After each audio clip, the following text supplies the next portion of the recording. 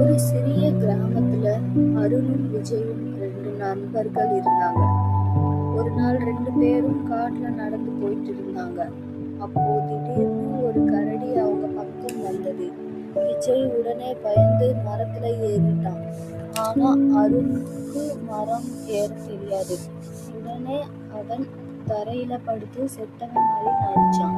கரடி அவன்கிட்ட வந்து முகர்ந்து பார்த்தது. அப்புறம் அவன் செத்துட்டான்னு நினைச்சு அங்கிருந்து போயிடுச்சு.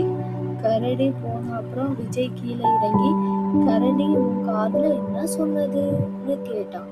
அருண் சிரிச்சுக்கிட்டே, ஆபத்துல விட்டுட்டு போற நண்பனை நம்பாதன்னு சொல்லுது அப்படின்னு சொன்னான்.